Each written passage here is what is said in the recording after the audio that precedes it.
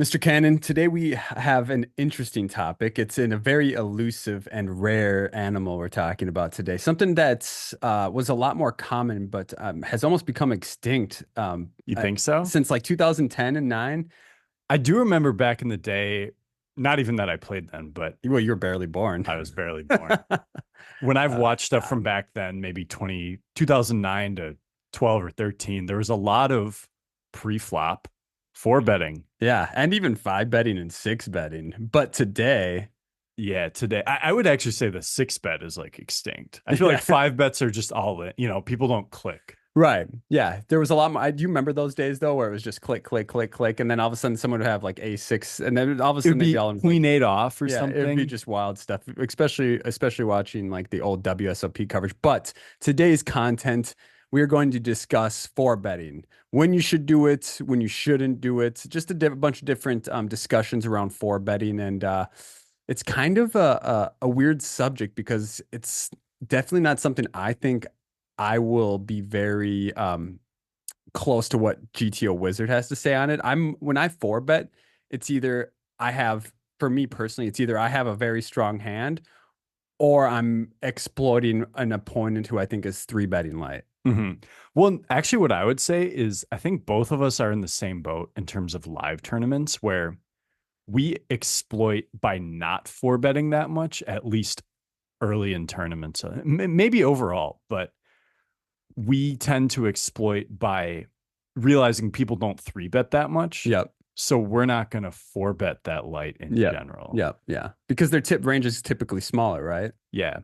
And yeah, like we're not going to get people to fold much by four betting, Right. is what I Yeah. think a Yeah. lot of the time. Yeah. So I don't do it because typically, and if they call it like, you don't want to find yourself in no man's land after you four bet and then the flop comes out and you whiff if you don't have a made hand and then you're just like, what do I do now? Because there's so much more poker to be played at that point. Yeah, and or if you have a hand like, we'll look at the charts, but it's like, oh, I'm supposed to four bet king 10 suited here.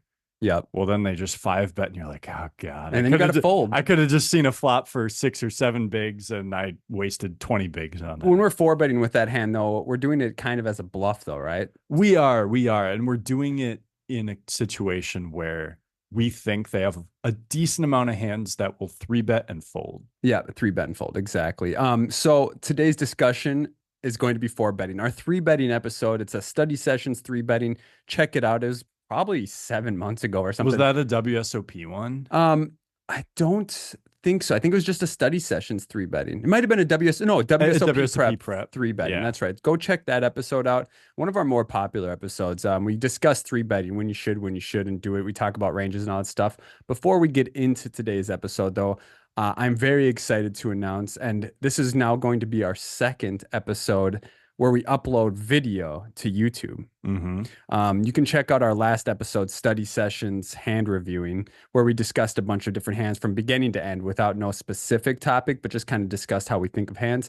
You can go find us on YouTube at Suited Kings Pod.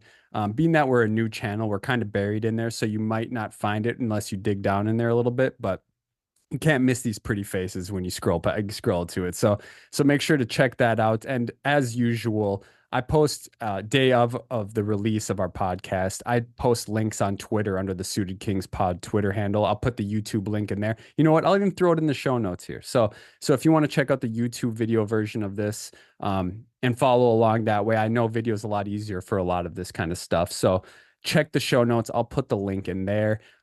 Yeah, and I hope you guys enjoy that. So we're going to discuss four betting today.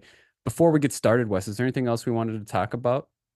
Couple things. One last note on that, especially if you're someone who's listening to this and not watching the video, this is the type of episode where we are going to have some charts up. So it may help to look at the video. Yeah, that's a great point. Yeah. Yeah. Other things are, clubs poker. We are having another meetup game this next Tuesday, which will be, I believe, the Whatever the day is. Sometime in the beginning of yeah, October. 13th. Yes, if it's some, I mean, there's not many Tuesdays around that date, so Yeah. whatever the Tuesday is around the 13th. The next Tuesday after this comes out, we're Yeah. having another meetup game. If you're familiar when the Firekeepers tournament is, it's the following Tuesday. Exactly. That's how poker players think. It's just the Yeah. date after this tournament. And I'm usually good at dates, but we always get to this point where we're talking about clubs, and I'm like, Yeah. it's on Tuesday, and I know I've If you guys haven't messed it up played before. online poker in a while, or if you have and you want to play online, make sure to check out Clubs Poker. We'll have a link in the description. If you sign up using our link, it helps support our podcast, so we'd appreciate that. If you're going to sign up, use that link. But if you want to play with Wes and I, we'll be in there Tuesday night, 7:30 p.m. Central Time, with a 55 sweeps coin tournament and then a 25-50 sweeps coin or cent sweeps coin, whatever, ring game. So come play some cash and some tournaments with us. I'm the defending champ again, which Yeah, is this pretty is sweet. ridiculous. I mean, Matt, I thought Just it call was, me Matt. I was going to say Max, but then Oh, you I quit your stopped thought. myself. Okay. Yeah. So the first two tournaments I got second place in, which is kind of like it's good, but That's great. Yeah. but it's also like a small turn. It's also like, oh, I'm getting runner up. Yeah. We usually But have around 500 sweeps coins up top. So it's still pretty good. yeah, but then you come in. So now you've won 2 out of the 3 tournaments. We've had 3 meetup games. Yeah, we've had 4, but the Or first 4. time it was just a ring game, I think. Oh, that's And correct. then we've Yeah. had 3 tournaments. And I've won 2 of the You've won 3. 2, and I've got second in 2, which I really don't like that you've won 2 of We them. usually have around 15 to 20 entries, so Yeah, make sure to hop in and there. we're usually both 2 of them. Yeah, and I'm usually 1 or 2 of them. We like to splash around, but if you want to come play, make sure to come sign up for that using our referral link. Come play with us Tuesday. Hop in the Discord. I'll hop in there, and if you want to voice chat, if not, whatever. So, if you want to say hi, we love to see that. And If you want to slow roll Max, I got I slow rolled encourage by it. aces last week by Boss Hog himself. So, well done to him. And then I ended up busting him in third and bubbling. He's stone He bubbled. bubbled. Did I see that right? You had king 8, he had ace 8, and you just made trip kings. Was that? Bro, I you think think I that happened. remember that? I think he posted that in the Discord. That's probably right. Yeah. Yeah. Or Yeah. maybe I just rivered a king. I don't think I made trips. Maybe I did. Who knows? Who I mean, knows? would you expect anything less? No, of course not. um, before a little bit more before we get into the episode, this week in West, we have Firekeepers. You and I are road tripping out there the day this podcast releases, which is Thursday. Hmm. It's going to be, we've been out there a few times together now. Yeah. Yeah, it's about a 9-hour drive from Minneapolis. Man, Firekeepers MSPT, one of my favorite MSPT stops of the year. If you're not familiar with MSPTs, they're $1,110 buy-in tournaments. This one typically gets like 350-ish thousand up top, something like that. Yeah, this one's huge. I think last October when we went, there were 2,900 entries. That's just mind-boggling. Yeah, it's insane. I'm so excited. I'm really hyped. I'm kind of juiced today. I don't know if you can tell in the tone of my voice, but I'm ready. Max, you're always juiced. You're always fired up. We're You're fired you're up. always We're spicy. fired up. Okay. There's never a situation where Yeah, so yeah, and definitely looking forward to that. One last thing, the usual. Make sure to join our Discord. I heard our link was broken, but if you want to go to @SuitedKingsPod on Twitter, you can find our new link posted right there, pinned up at the top. Join our Discord. We have well over 200 members. Go give us, episode feedback. We do hand reviews. There's general chat where you can talk with people about what's coming up. We have live tournaments, online tournaments, discussion of everything poker. So come say what up in there, and we'd love to have you. You can find the link to everything in this show notes or at Suited Kings on Twitter. From there, let's go ahead and get into some four betting. When was the Let's last do time it. you four betted, Wes? Definitely last night online. Oh, okay. A lot. Saucy. A Yeah. lot. All right. So four I, betting's your thing. Not really. I just played a ton of tournaments. So, Oh yeah. you Okay. know. How did that go?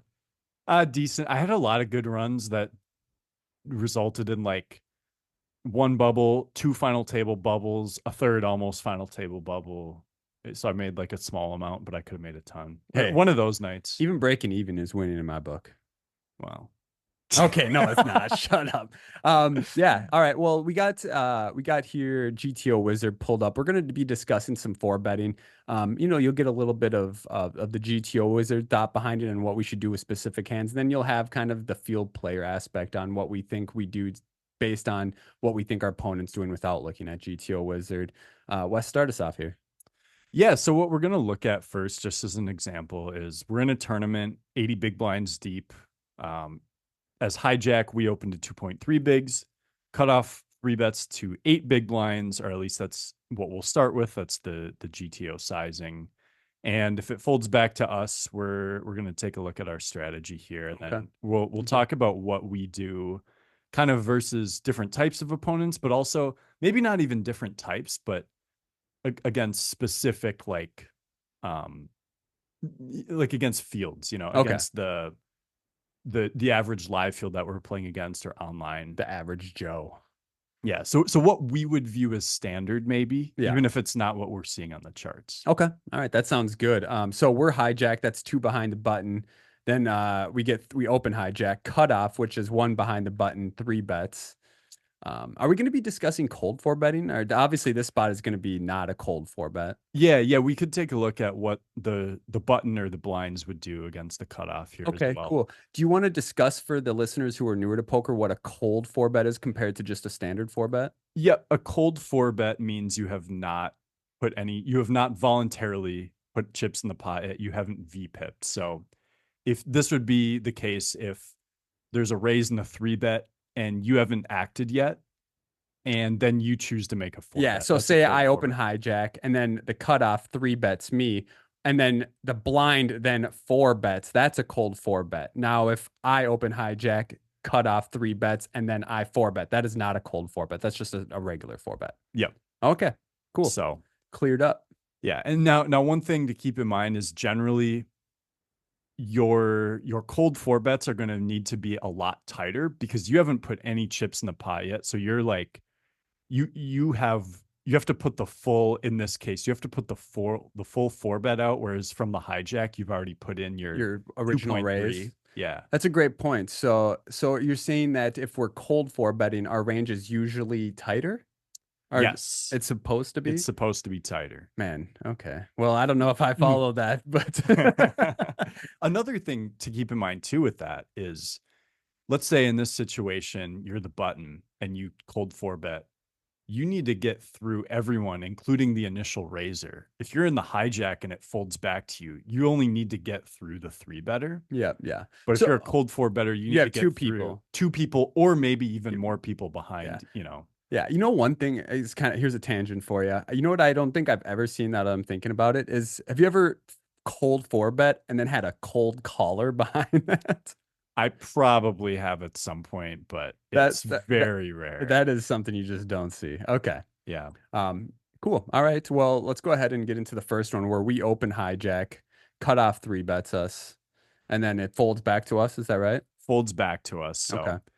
So um I guess we'll quick read off the visual here for those who are listening. Basically, the standard strategy for the hijack here is going to be you want to four bet pocket aces, kings, queens, ace king suited and offsuit, and then you want to sometimes four bet, sometimes call with ace queen, ace jack, king 10 suited, jacks, tens, nines, and like king 9 suited, ace 7 suited, ace 8 suited, ace 9 suited, king queen off. This is so interesting looking at the actual charts here. Yeah. I mean, it shows like deuces through eights, just pure calling. Yep. We're never gonna fold deuces to the three bet. Just Not because the we're so deep, there's Yeah, not implied this odds. deep. Okay, but we're not four betting that ever, which is the point here. But one thing I find interesting is there's a couple of weird hands in here where it just sometimes wants you to four bet. Um, One hand that it wants me to four bet kind of almost Are half you the going to time. talk about ace 7 suited? That's the one Yep. I'm looking at. I'm just like, what the heck? Um, it shows ace seven suited as a four bet almost 50% of the time here. Yeah. Am I reading that right? You're reading that right. And so the reason for that is I'm going to take a look at the cutoff's three bets here.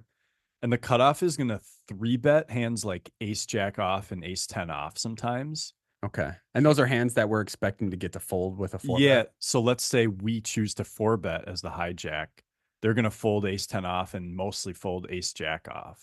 Well, let's talk in So, reality for a second on this. Do we yep. think in the fields we're playing that our opponents are three betting us a lot with ace 10-0 and ace jack off? So, yeah, that's the right question to ask. When I say yeah, I mean, Yeah. not maybe some, but not probably not as much as So they're supposed take what to. we're saying with a grain of salt. Even though I say the a7 suited can four bet 50% of the time here, I think it's actually truly going to be less in the fields that most of us are playing because a lot of the times, you know, Old man Withers to the left isn't three betting ace 10-0. Withers. That's a new one, right?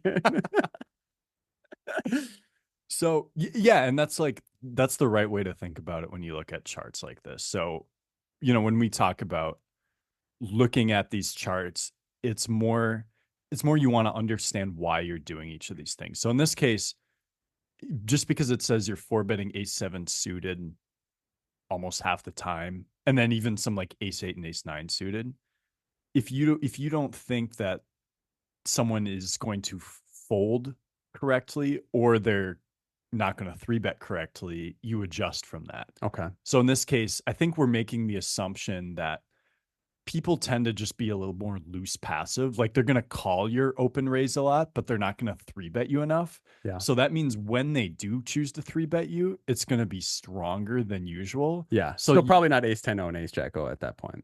yeah, I would say like maybe ace jack, but not ace 10. Like Okay. that's sort of where my head's at. Yeah, But but be aware though, like there are a lot of good players that we play with in these fields as well. So just be attentive, pay attention to who your opponent is, and if you think they're you might find our good buddy Richie Elsip right to your left, and he might three bet your ass with the ace 10 because he's solid and he knows range as well. So well, and on the flip side, he might three bet you with ace nine, ace eight, ace seven off or yeah, something. yeah. I truly don't know, Richie. If you're listening, I don't know your strategy. I think it could depend on a lot of I things. think Richie's gonna go with feel on it if he thinks his opponent's, he's really good at that. So that's kind of my take on it. We'll see. Yeah, But but yeah. So on that note, like if you think someone's over three betting you with hands that will fold to a four bet, then you can go ahead and four bet like not just the ace seven suited, but go ahead and four bet all these weaker ace x suited. Okay. Interesting. Yeah, I mean that's something that obviously doesn't happen often, but one thing I want to mention here for the listen or for the watchers, not for the listeners. If you're watching this video on YouTube, if you notice here, I'll put the cursor over it. These are going to be the colors and what they represent. So blue is going to be fold, green's call, red is raising, and then dark red maroon is going to be all in. So as you can see, like A7 here, for those aren't familiar with charts and stuff, the red being halfway through this box means like about 50% of the time they want you to four bet it, and 50% of the time they want you to call. So that's for the Yeah. watchers. And and yeah, that's a good clarification. And let's take a look actually at the lower right corner here where it shows each combo like A7 of spades. So obviously pre-flop, it doesn't matter what suit you have, but you'll see the 0.01 down there. And that means that by calling or raising, you're basic. I don't know why it says 0.01 next to fold. That should just be zero. But basically it means that whether you four bet or call, you're not really making that much.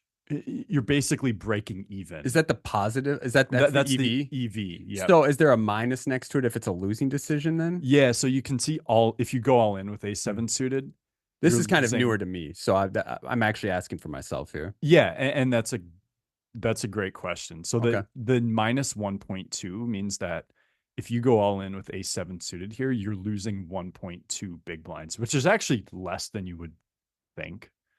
But I will also add that if you're doing this against a range that is a tighter three bet range, you're going to lose a lot more because they're going to have a lot of hands that can just call you and have you in really bad shape. Can I go on a tangent here? And again, another question for myself, and for others who don't do a lot of GTOing, we'll say. Yeah. What exactly does that mean? You're losing 1 point X amount of big Big blinds. blinds. Yeah. How do you explain that? The way you would explain that is, let's say you were in this position 10,000 times and you took this action those 10,000 times. Right.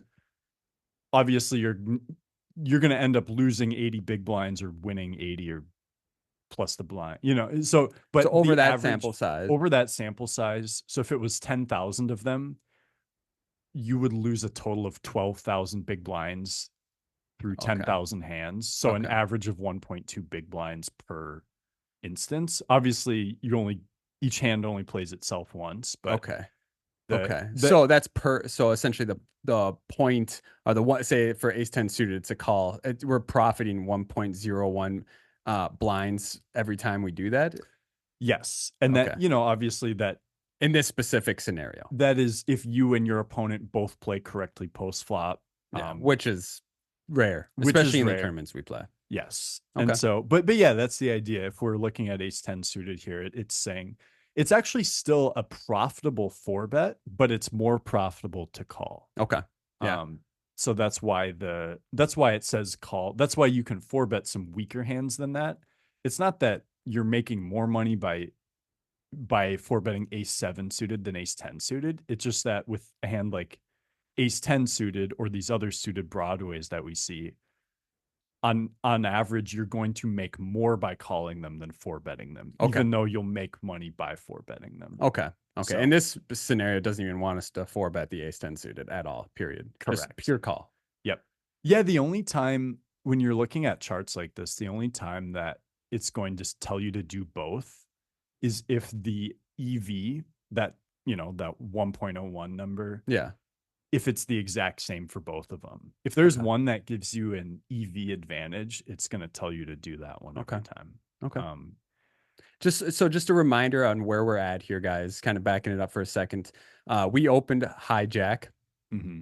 And then the cutoff three bets us. And this is going to tell us what hands we're four betting. We're also, just a reminder, 80 big blinds deep. So that's very deep. Yep.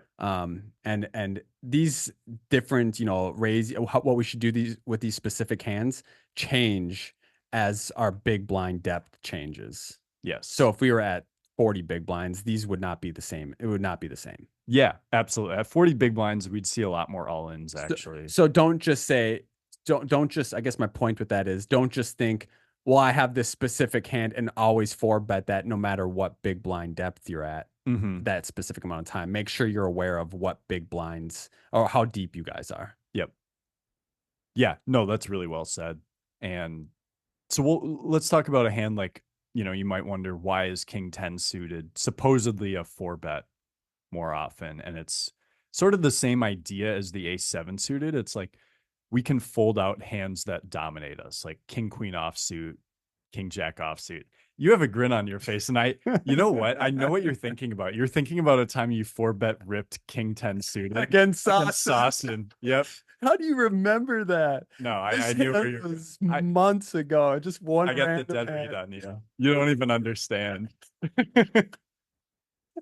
I had a smirk on my face because we're talking about king 10 suited, and this dude recalls a specific hand I four bet ripped it. And I wasn't at the table. He wasn't even at the table. I just told him about it, and this was months ago. You're a fucking robot, bro. that is crazy. I love that you said that. Yeah. So just for I think we've mentioned him on the podcast before, but yeah, he's one Sawson on you. His actual name's Tyler. He's one of the top earning tournament players on Global Poker. He's a listener of ours and a friend of ours. He's super awesome dude. So what's up, Tyler? Yeah.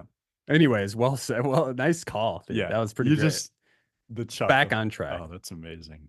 So yeah, anyways, a hand like this, the reason you might want to four bet it is to fold out a king jack offsuit or a king queen offsuit, because you playing out a position against those hands is pretty bad for you. But if you get to fold out hands that dominate you, that's great. Along with the goal with four betting hands like this, right? Is just to fold out. It's the fold out hands that beat you. Yes. Yeah. Yeah. And now the reason that you and I, even though GTO Wizard wants to mostly four bet king 10 suited, the reason why you and I are probably mostly calling it in our average situation is because we don't think that our opponent is going to four bet the weaker part of their range as much. Yeah. So we don't expect to get as many folds when we four bet. Okay. So if we four bet king 10 suited, knowing that we're going to get called almost all the time, probably shouldn't four bet as much. That's a bad thing for us. Yeah. So don't four bet king 10 suited if you think you're getting called. Yeah. Because now we're in nowhere's land, especially if you whiff. Yeah. Then it's, at least you get to rep aces and kings, but it does suck. And just remember, guys, this goes so deep as we get post flop, but today's episode specifically going to be pre flop four betting. So we're not going to go into we could just probably do a million episodes specifically on playing post flop after a four bet or three bet. So yeah, we'll probably get close to a million episodes. Yeah. And we got a lot of content. So, yep. All right. Anything else on in this specific spots that One stands hand, out to yeah, you? there is. I'm looking here down in the kind of middle left corner.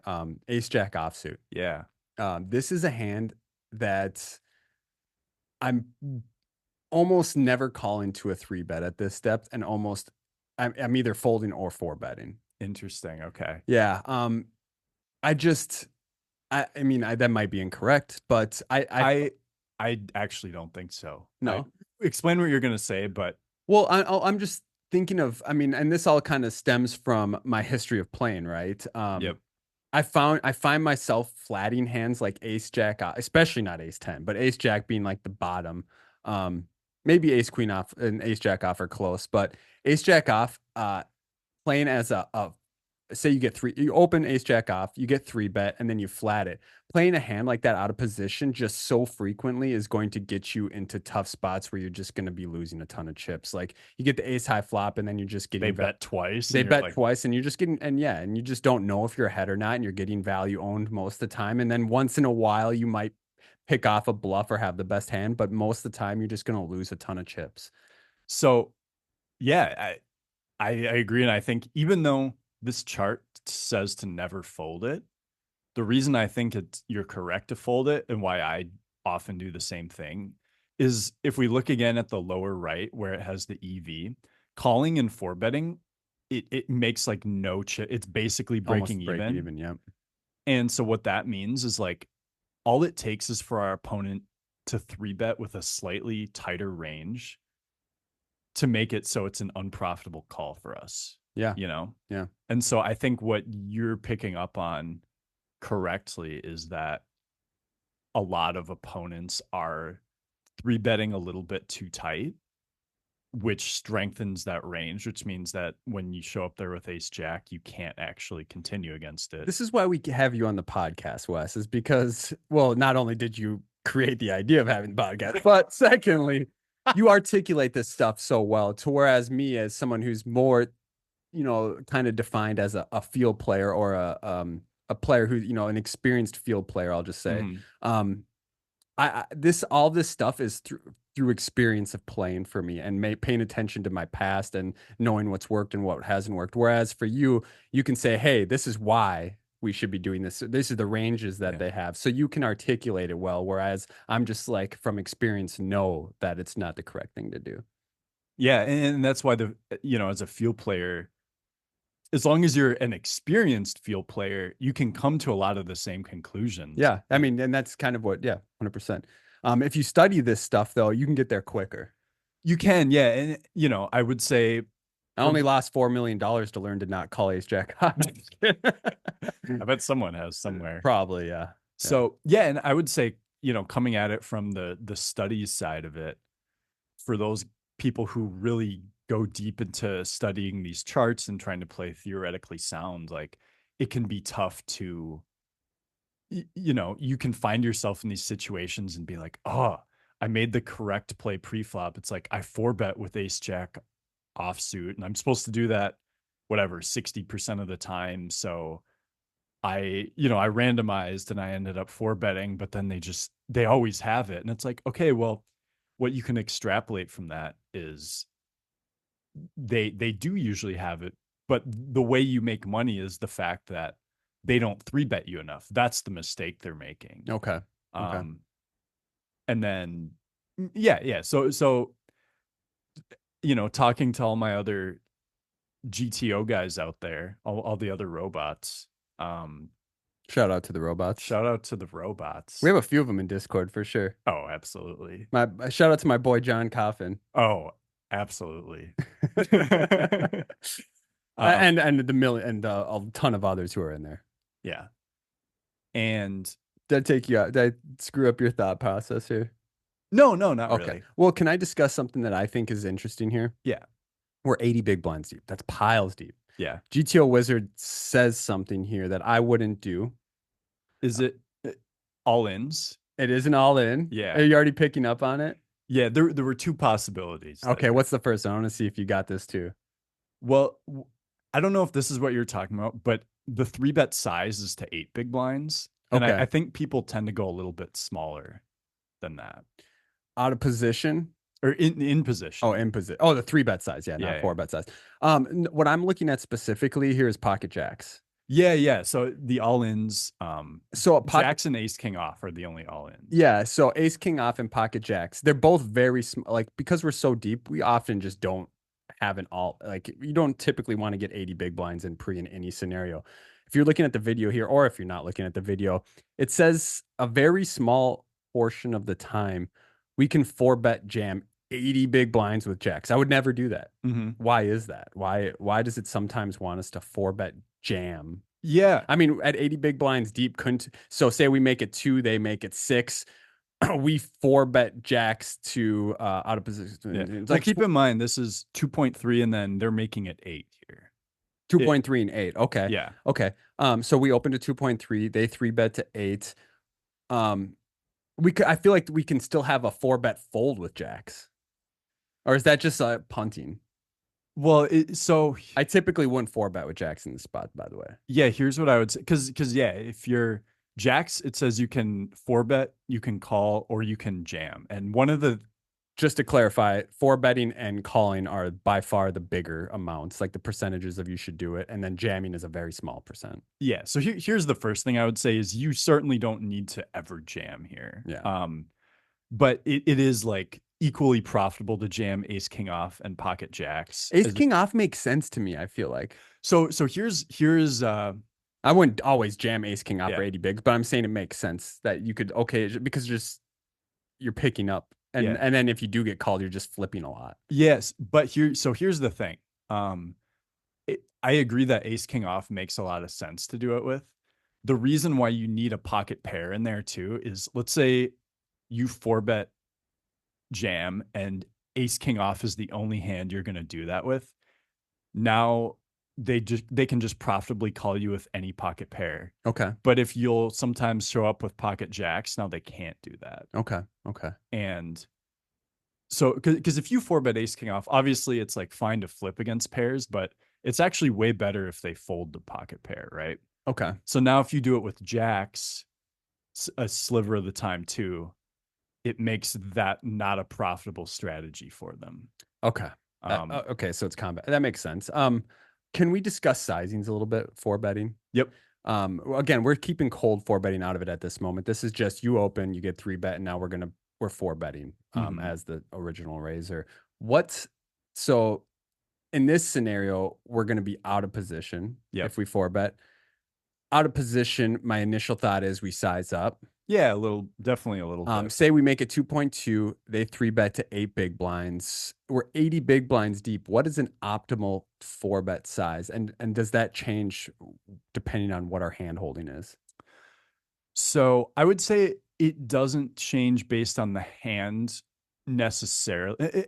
And it also depends on what optimal means. Obviously, I have a little cheat sheet in front of you. You Yeah. know, it says Yeah. for those who aren't watching the video, 21.8 blinds is the quote unquote optimal four bet size. But I would say it's sort of, so let's say you have an opponent who you think is four or three betting, kind of as we've said, on the tight side, so they have a strong range. Okay. Um, and now you have pocket kings, right? I think if you want to go on the bigger side, and you just don't think they're going to fold any of their range, right? Like We're exploit. that would be an optimal exploit. You know what I Right, mean? right, right. So we don't think our opponent's folding here. So we're just going to size up for the reason of that specifically. Yeah, Not yeah, not to deny equity or any of that stuff. It's just specifically because our hand's strong and for we wanna get value. Yeah. Um, I would say, if they're four betting or sorry, three betting, if we think they're wider than they should be, and they have a bunch of hands that are kind of like the ace eight off type hand that's just going to auto fold to a four bet. Maybe we just four bet kind of small because we think they have a lot of hands in their range that are just auto folds. Um, I think people tend to not be like if you four bet slightly bigger, slightly smaller, they're not going to adjust to that very much. Yeah. Makes sense. And so I think Especially in the fields we play in.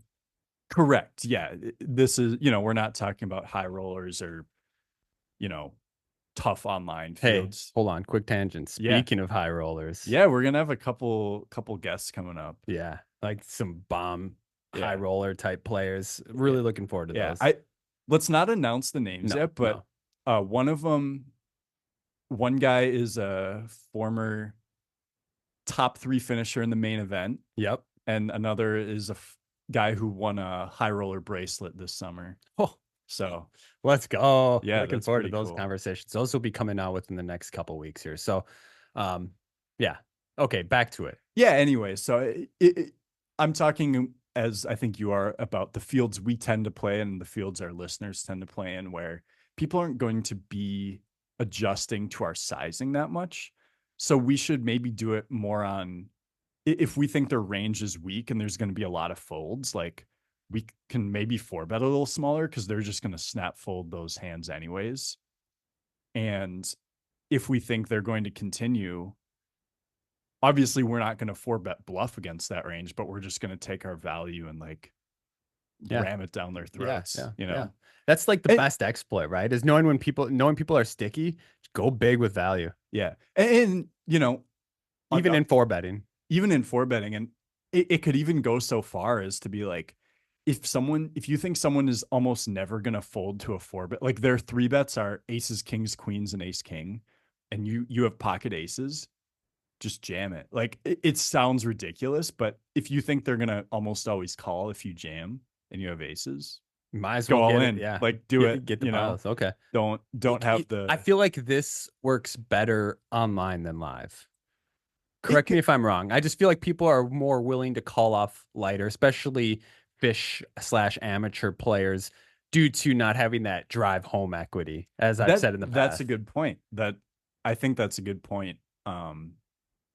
Yeah, You bust a tournament, you click into another one, right? Online. Whereas you bust a live tournament, you got the the dashboard drive home, or confessional you got to go up to the cage and pull out more cash and and rebuy. It's a lot more effort. Yeah, yeah.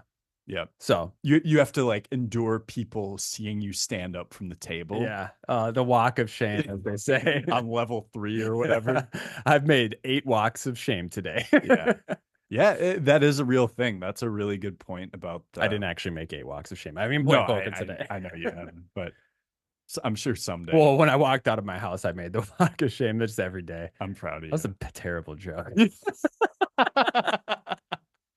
Anyways, um yeah, so should we take a look at some cold four bets here? Just this exact same spot, but maybe take a look at what ooh, yeah, yeah, yeah, button should yeah, do. yeah, Yeah. or yeah, yeah, button Button and or blinds. blinds, yeah. Yeah. So again, just to clarify for the listeners who aren't watching, or even if you are watching, we open hijack. We're 80 big blinds deep to 2.2 big blinds. The cutoff 3 bets to 8 big blinds, and we're just assuming everybody's 80 big blinds deep here, right? Mm-hmm. And then there's going to be now a cold four bet, as we had mentioned what a cold four bet is before. So a cold four bet would either be from the button at this point, the small blind, or the big blind, because everybody else is folded, right? Yep. So this is interesting, and their range should be a lot tighter. And if you're watching the video version, I just saw what you pulled up, and you Yep. can clearly see what the difference between a cold four bet and a non-cold four bet is if you're watching the video version of this one. We'll discuss that if you're just listening. Yeah. So hijack opens, cut off 3 bets to 8 big blinds, the button with 80 big blinds. We're looking at what the chart says here, and we can literally just list off every hand. So you're supposed to 4 bet aces, kings, queens, jacks, ace, king, suited and unsuited, ace, queen suited, king, king, jack suited, and then ace, queen off. You can mix 4 betting and folding. And almost all those are 100% except for one hand, which is ace, Ace, queen queen. off. And then ace, king off and pocket queens should go all in more than half the time. Wow, Well. that's a big jam. Yeah. And so I don't know if I mean I might find it again. I might find it with ace king off here. I don't know if I'm gonna four bet jam with queens here for 80 big blinds. Now, in my opinion, if I had probably like 45 to 50, I would be finding those. yeah, then Yeah. it seems a lot more normal. But you know what's yeah, it never wants us to call with queens here. But that's probably because let me ask you, I bet you if we were to change these positions to earlier positions and now we're on the button, would it sometimes want us to flat queens instead of four bet jam it because of because their ranges in Yeah. earlier positions should be tighter? Well, let's just look at it quick. Okay. Let's just All do right. that. We can Real quick here, guys. Sorry about the wait. yeah, two earliest positions open and then folds to the button. No, It's yeah, it's slightly different. Like king queen suited, ace queen he off. just wants you to King, fold more hands. yeah, jacks can fold sometimes. There's no cold calling four bets, I guess. Yeah, not really, or I mean, three three bets. bets. Yeah, Excuse me. Yep. yeah, it's not really a thing. All right, bring it back. But again, we're talking about theory here. I'm not saying I almost would never do it, but I did cold call a three bet online last night, and it worked perfectly. Okay. Um, Do you want to discuss it? yeah, I'll say the situation quick. So someone opened off of like 24 big blinds in early position. The guy to his left three bet to eight bigs. So both early position. Yep. So How much bigs does he have? the guy who opened had 24, the guy who three bet had like 50. Okay. And I was in the small blind and I had them both covered and I had kings. And I was like, I could jam here, but then I might get too many folds from the three better. Your plan is to extract max value. Yeah. And if I click it, it looks so strong and it's already putting in like a third of his stack anyways. I'm willing to bet kings are the bottom of your flatting range here. So a queen you'd probably jam, I'm assuming. Yeah. I don't there isn't like a correct flatting range here, but the logic for why I did it was because I'm like, okay, I think now, like, let's say that the original Razor wanted to jam anyways. Now if he jams, now the other guy is gonna be in the spot where he's like, oh, I feel priced in, but I should shove to like isolate here, and then I get to call with kings. That's a great point. Yeah, and he's only got 20. I mean, well, it doesn't matter if even if he had 50 bigs, I suppose you're still calling. So Yeah, that's awesome. Yeah, you're kind of trapping in a sense.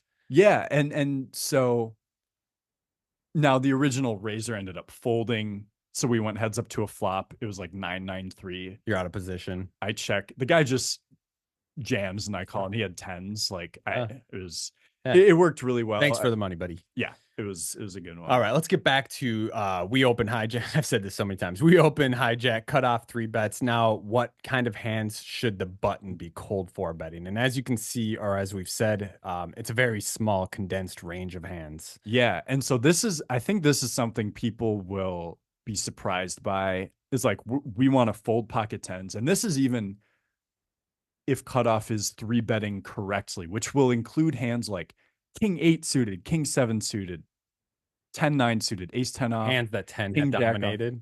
Yeah, like a lot of ace x suited, king x suited, queen like, so even if the cutoff is not three betting tight, as we've kind of alluded to, our button range should be super tight. And this is because, kind of as we've said previously, we still have to get through small blind, big blind.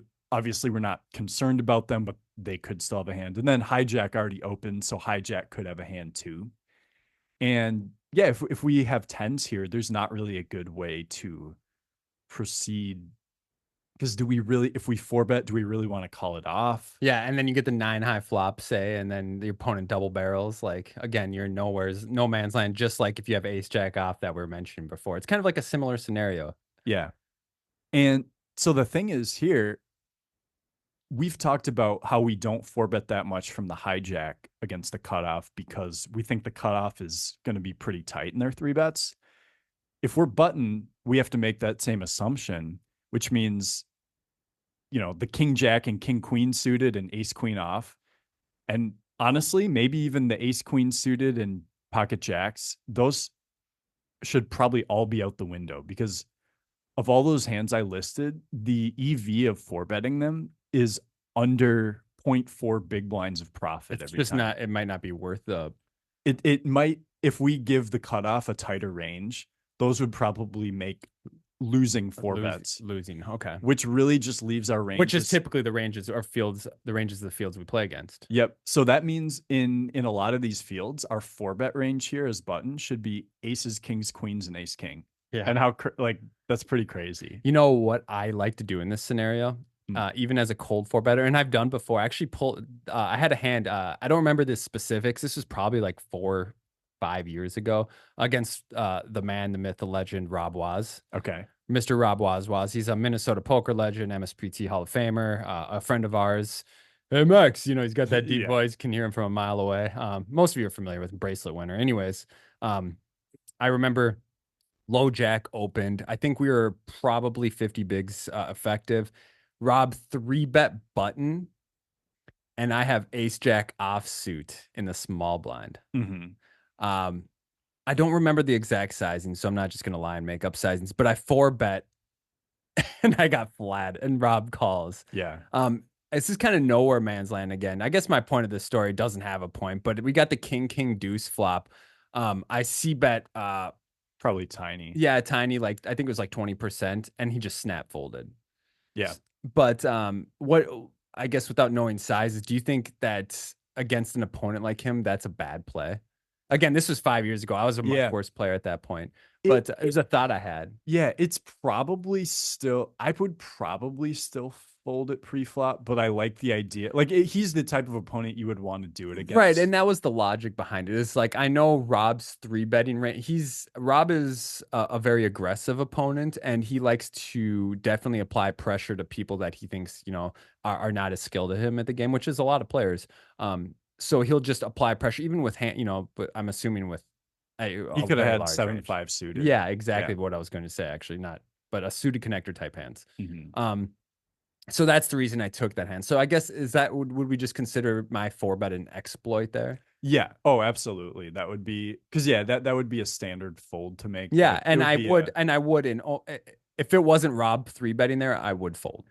yeah, and you probably took into consideration the opponent he was three betting. You figured it was someone he thought he was trying to isolate against Yeah, them, maybe. definitely. Yep.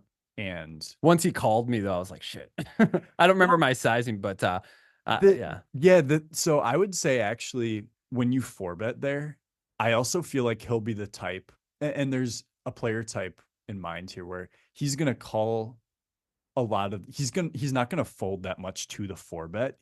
He's still going to, especially in position. especially in position, but you're kind of now turning this into a value four bet in a way. Yeah, I guess you're right. You know what? It technically is up because if we're assuming that our opponent is three betting hands like 5-7 suited, Yeah. we're four betting ace jack as a value raise. Yeah, it's a high variance play, but obviously there's I think no that's the way. best way to put it. It's a high variance play and one you typically shouldn't take. Yeah, but if he has enough of those weaker hands, then Hashtag it's conviction play. yeah, then it's probably a good play in the sense that you will Slap me if often I ever put a hashtag in front of something and verbally. I'm going to after we get off video here. Okay. So yeah, and that's the sort of thing. So if going back to this situation, um, as the button when we three bet or four bet, excuse me, if we think the cutoff is going to be loose, then we can take a look at, so let's pocket tens here. If we look in the lower right, if we four bet, it's only losing 0.04 big blinds. So that means if the cutoff is even a little bit looser than they should be, now tens is going to make a good four bet. Ace jack suited is only losing 0.03 big blinds. Interesting. Ace, So as the EV gets closer and closer to zero, if we think our opponent is getting wider, we can expand that range to make it those we can expand our range because those hands that we're slightly expanding to will now be profitable. yeah, Is that articulated well? yeah, that's well said. Okay. Six, it's the sort of thing. It's like, okay, just because we think someone's wide in general, it doesn't mean we should take 6-3 off, because unless we know for a fact they have a hand that they're going to fold, we still have to have something playable, something that's, not screwed if we get called, etc. But Okay. yeah, I would say like taking these ace jack suited, ace queen off, pocket tens, nines. And one thing I notice a lot. So, for example, those who are listening, if you're on the button here, and you have a raise and a three bet in front of you, it wants you to snap fold ace jack suited, even Yep. 80 big blinds deep. Well, I am willing to put my house on it that a lot of the people we're going to play against are just going to flat ace jack suited because they look Yeah. at these hands and they're like, this is a premium hand with no consideration of what the opponent ahead of them is three betting. Hmm. They're just like, I have a good hand. I waited a long time to get this hand. I'm not going to fold. Yeah. And So yeah, we're take that into consideration. snap folding ace jacks. I think a lot of people would flat a lot of these pocket pairs, you know, Yeah. eights, Yeah. sevens, kind of like the Sevens, same eighth, thing, nine, kind 10. of hoping, thinking like, okay, we're in position.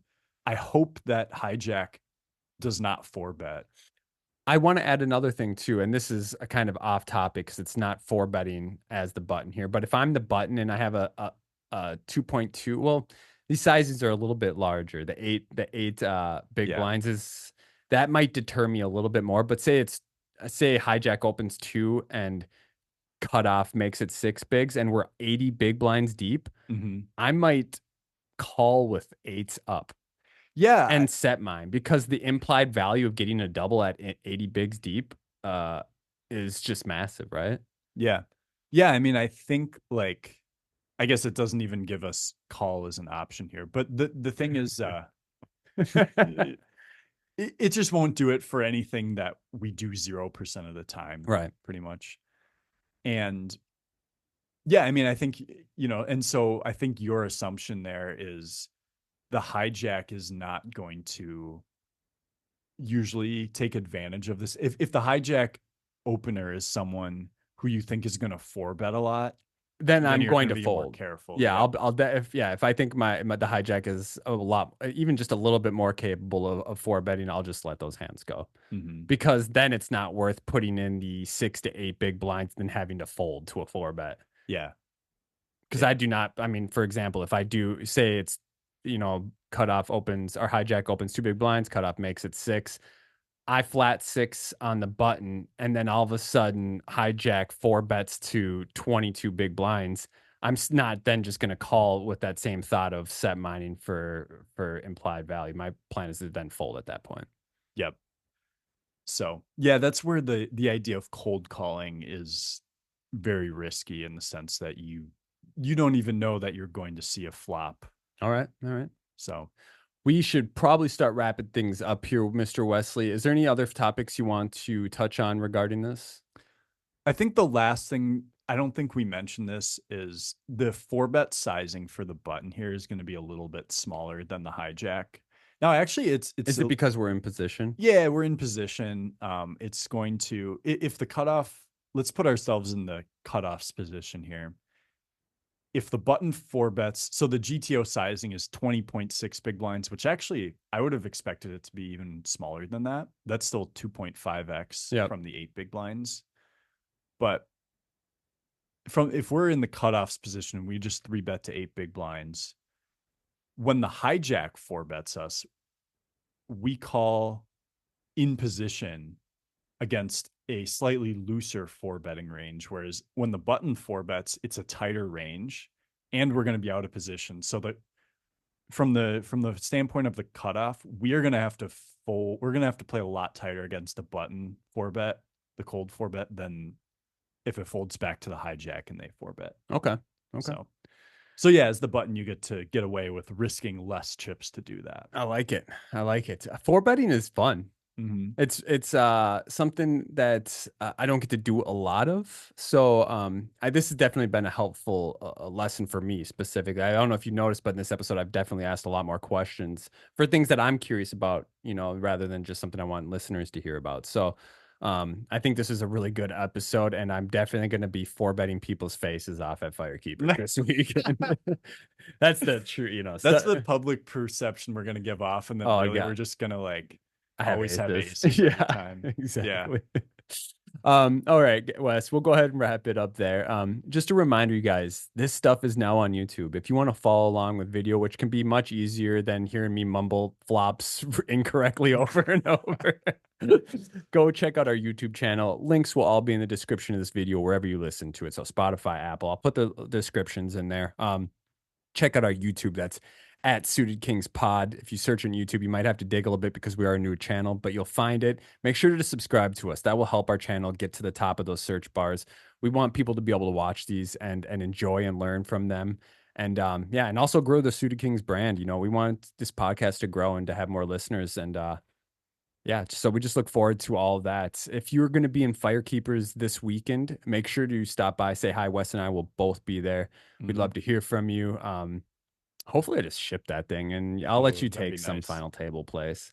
That's very sweet, Very very kind, right? thoughtful. Yeah, Yeah. that's for sure, for sure. And I think we've already, uh, pretty much promoted all that other stuff at the beginning. Is there anything else I'm missing? I think that's it. Got some good interviews coming up. Very much looking forward to those. I know you guys have been craving a couple interviews. It's been a few weeks. So Ari was our last one, right? That was about a month ago now almost. Oh, I think that was over a month now. Yeah. All right. Um, And the, we might even have back-to-back interviews. So we depending on when we release them. we definitely might do that. We'll see how things shake up as far as scheduling. Um, I did think of one more thing. So this weekend, Firekeepers. Next weekend is the Yes. Fall Poker Classic main event at Canterbury. Yeah. And actually, they're going to be some of you guys that are playing the Fall Poker Classic this weekend. The Mystery Bounty. Um, would love to play it, but Firekeepers is just too good. But next week, I think we'll be making some final table predictions for the Fall Poker Classic main event again, Yeah, like we if did you're a last year. Midwest player, you'd be familiar with the FPC, the Fall Poker Classic at Canterbury Park. It's been a staple in the Midwest, mostly Minnesota poker community at Canterbury Park for the past 20 years or something, Yeah. probably close to that. The Fall Poker Classic main event last year, we did predictions. We're going to do it Oh, again this year. This how did year, those go? I yeah, forgot. well, yeah, you scooped me. Not only I think he guessed 3 or 4 players. I think, So yeah, so we each guessed three. and you had. All three of mine bagged on the first flight, plus I don't myself. think mine even didn't even mine even bag. You had one guy, I think you had Paul Cross, who made it to the final three or Yeah, four tables. yeah. But all three of mine not only outlast yours, but two of mine Final table. final tabled joined me, I should say, at the final table. And you got second in that last year I got second. to our boy Ian Matakis, who we've God. also had on the podcast. Yeah, twice. Yeah, twice on the podcast. Make sure to check out Ian's episode. He's the reigning WSOP player that, well, actually, Not no, he's reigning not anymore. Yeah, he's not reigning. It's right. It's already been a whole The year. 2023 2023 WSOP player of the year. Check out our interview with him. We also did a WSOP prep final table ICM episode with him. So check that out. I thought that was a really good one. I think this year we should set a new rule. No picking the same players as last year. You can maybe pick players that I picked and vice versa, I but no. wouldn't- I would never do Didn't I something pick stupid. Carney, your friend? Did you? Oh, yeah. Pinned him down. No, I know he's gonna get like 13th or something. I'm making sure Carney hears this episode. Oh yeah, he's that's a needle towards him, and Maybe not feel because it. I think I chose Jay last year, and I might have to choose him again. That kid's got the sauce. Yeah, let's put it this way. Maybe we're not allowed to pick anyone who's already been a winning pick for us. Okay, all right, that sounds good. So I can't pick Ian or Blake. Okay, and we can't pick ourselves. I mean, obviously, I would do that. But all right, guys. Hope you gupe have a wonderful week. Hope you make a ton of money playing online or live or whatever it is. Or at your job. Yeah, or at your job. If you're just listening to this, just make money, right? Yeah. That sounds good. Support yourself. You bum. Yeah, have a great night, guys, and we'll sign off there. See you next week.